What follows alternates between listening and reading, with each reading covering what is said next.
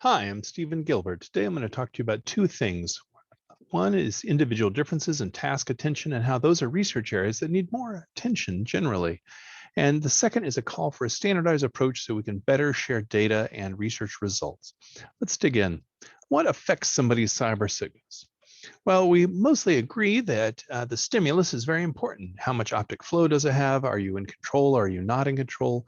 It can be affected by the hardware and the software, right? Both of these affect things. So the stimulus is a key thing.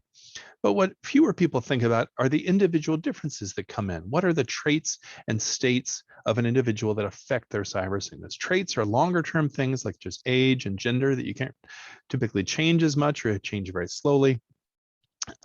Also, video game experience might be one.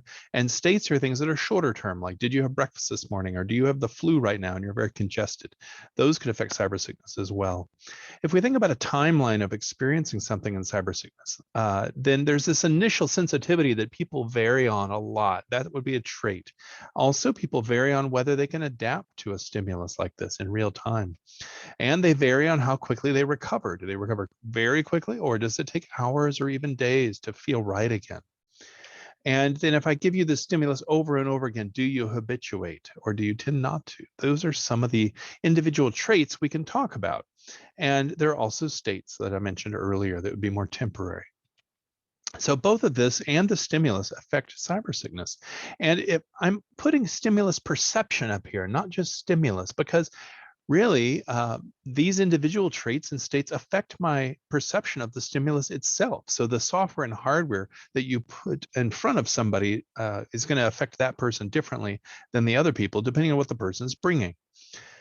So generally, these individual differences need more research, and that can be difficult because you need a lot of participants, and also you need more complex statistics like structure equation modeling, mixed models, that sort of thing. But it's very important that we do it because we need to be able to predict what's going to make people sick based on who they are and what their experiences are, and predict whether they can adapt to these experiences.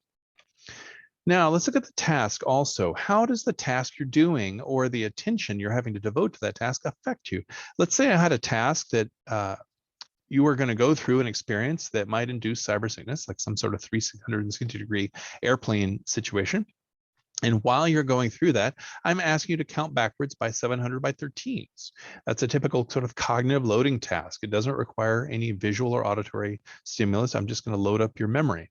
Or maybe I ask you to play Beat Saber, right? And why is it that that task doesn't make people sick very much, even though there's a lot of optic flow, right? Is it something about the attention of the task that's keeping you from being sick? What if I ask you a navigational cognition, like remembering a path, or auditory cognition, like counting accordion riffs, or social cognition, sort of collaboration, negotiating a deal? So I'm really interested in how your attention, especially non-visual attention, might affect cyber sickness. A lot of people call it VIMS, visually induced motion sickness. But what if these non-visual attention loads could affect your cyber sickness? That would be really interesting. So I can put in modality here and cognitive load and say, well, yeah, these are going to also be affected by these other things, right? My attention and task, of course, is affected by the stimulus, but it's also affected by my individual states and traits. How much working memory am I bringing to this task, to my attentional load? So we need more research about that task as well. When you review the research papers, a lot of people talk about the different stimulus and hardware and software, but not as much about the task. In Rebinich and Owen's paper recently, they also asked the question, what factors affect cyber sickness? And they have a variety of similar factors. They break out hardware and software very nicely. And some of these states or the traits are here, not as many states, but that's fine. And I could imagine getting together with them and others and trying to carve out a list of factors that we think as a cyber sickness community are most important to focus on. All right, let's look at the number 2, the call. What do I mean by standardized approach? My participants so sick, well, mine are sicker. All right. So what does that mean? Whenever you design a cyber sickness study, you have to answer some questions when you design your study. Whom are you going to recruit? What are their states and traits?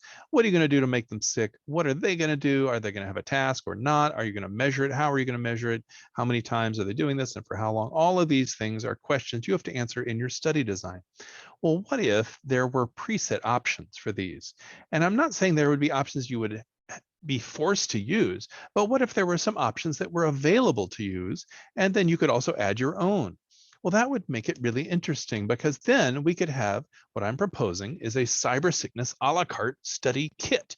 You could download this cybersickness kit, and as a community of researchers, we could share IRB templates to tell the IRB how you're not going to make hurt people even though they're sick, surveys to use, open source virtual environments to share, mitigation techniques, standardized measurement tools, R scripts for data analysis. There's some intelligence that has to go into those R scripts so that you handle the dependencies between trials, right, as people get sicker, and research reporting guidelines. These would all enable us to be a more coherent sort of cybersickness research organization, or as a discipline, right? Internationally, we could be focusing on this and using some of the same tools and speed up our results. I want to go deeper on research reporting guidelines, because if you're not from the medical research world, you might not have run across these. If you are doing medical research, then you will have probably become familiar with the Equator Network and its 457 different reporting guidelines. Now, the leading guidelines are up here, like Consort, Strobe, and Prisma. And what do I mean reporting guideline? Let's imagine I click on Consort, and it's basically a checklist that says things like, hey, did you identify that it was a randomized trial in the title of your article? And these checklists are something you submit alongside your article when you submit to a journal. So the journal might say, hey, you can only submit to our journal if you use Consort, or you can only submit to our journal if you use Prisma, one of these other guidelines. And if you're using Consort, you fill out the guidelines, and it's like, did your abstract mention trial design methods, results, conclusions? Yes, it did. What were your hypotheses? Oh, I stated them. Good. Check that box. What was my trial design? And what was my allocation ratio? Okay, I put that in.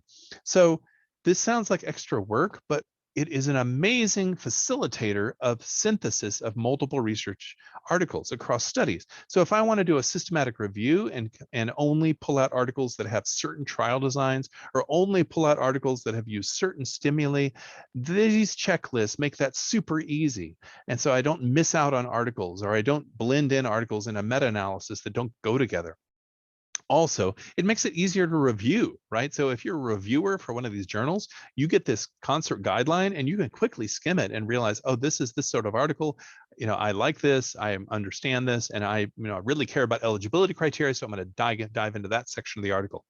So I would recommend that as a community, we come up with a cybersickness reporting guideline, and then you could have journals say, hey, if you're reporting on cybersickness, be sure to report these things.